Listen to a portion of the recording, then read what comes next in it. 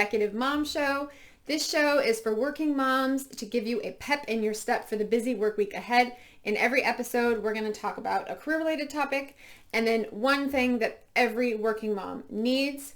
Today's topic is how to get a better reputation at work. This is a little sneaky. This tip, it's tricky and it's a little sneaky. However, the overall outcome of what you are putting out into the world is good.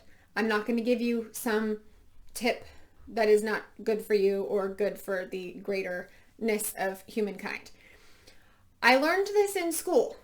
I was a psychology major, and when I learned this, I thought, wow, this is mind-blowing, and people do not know this, because if they knew this, they would stop what I'll get to soon.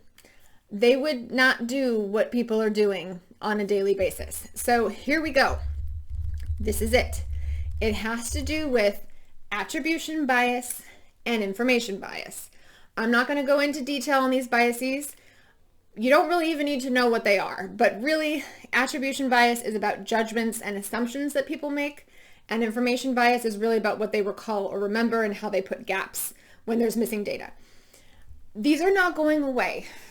These biases are not going away, and in fact, we're not even really talking about them that much.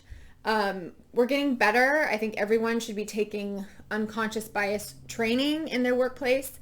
However, this one tends to not even make it on the training. So let me tell you how this works.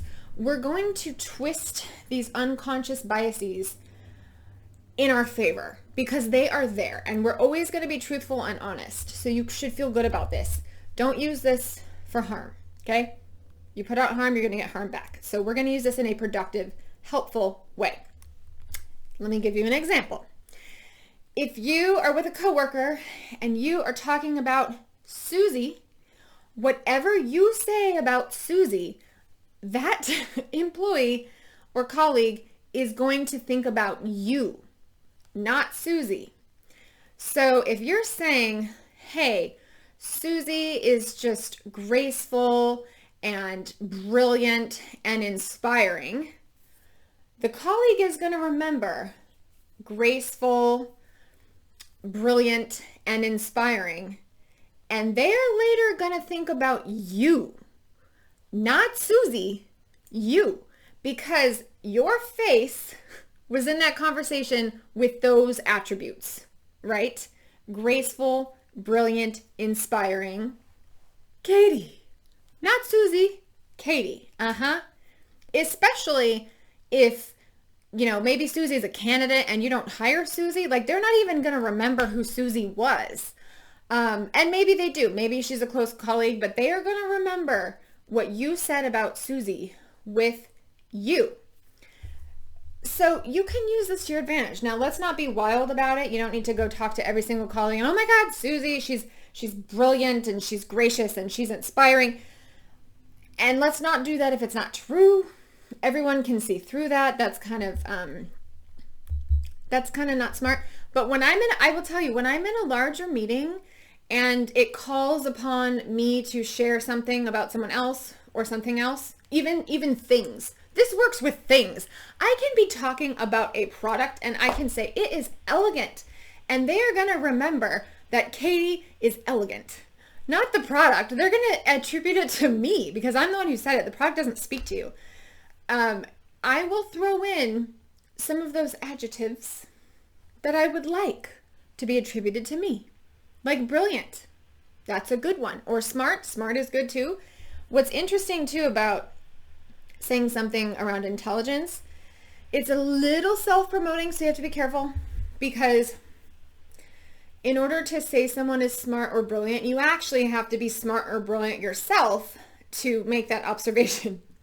So it's a little self-promoting, but I think it's okay. I think it's a good one, and I think I do that. I definitely do that one. Now, this also works in the negative, okay? If you say Susie is snobby and arrogant, they're going to think of you as snobby and arrogant. Not Susie.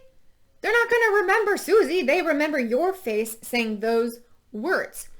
So if you were ever told not to speak negatively about others, this should be real motivation for you.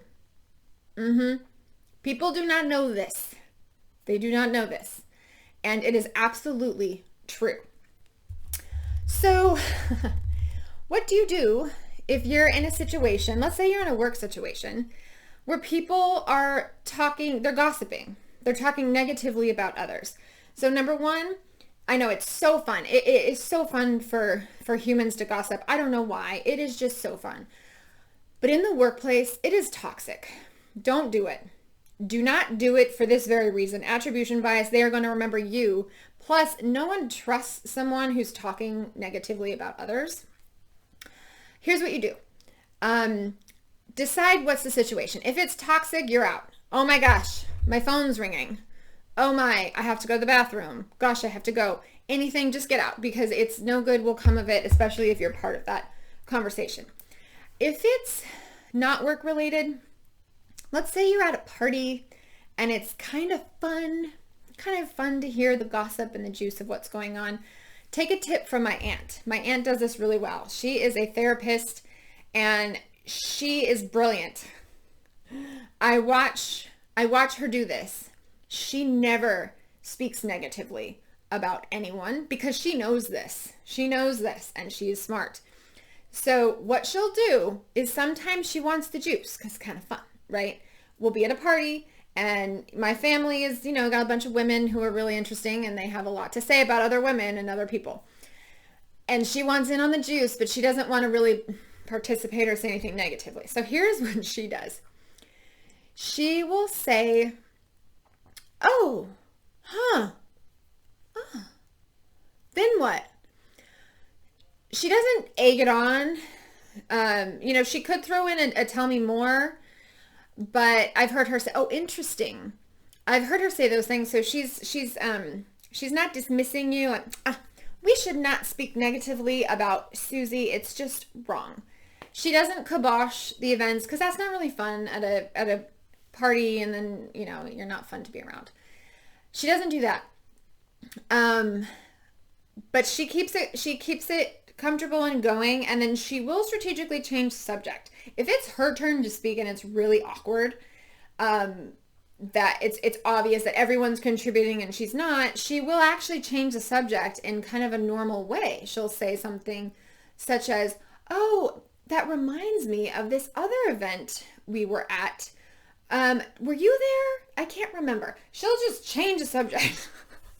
And nobody notices except for me because I'm watching, because I'm into all this stuff. So it's very interesting, highly, highly interesting. Okay, here's the thing that every working mom needs. Because you don't get to participate in the juicy gossip, we've got something for you. We're going to make you feel better with these, all right? These are my absolute favorite slippers. So if you don't get to participate in this juicy office gossip, you get to come home and put these on. You're going to feel better right away. These are from Anthropologie. I love these. They're so flattering. Who would think slippers could be flattering? These are flattering. Every time I wear them, I get so many compliments and they're so comfortable. So this is like a summer edition because obviously, there's not a lot of coverage on your feet. I have more of a winter edition. These are different. These are from Jessica Simpson. I have worn these to death. They used to be tan. Don't even look at the bottoms. I got stickers. We have stickers on the bottom here. I think my daughter did that, but you know what? Good for her. These are great as well. Super comfortable. These are more winter wear. These probably are the number one most used item in my house. Good for me, right? I'm not gossiping. I'm putting my slippers on and making myself happy. I hope you have a lovely day. I'll see you next time.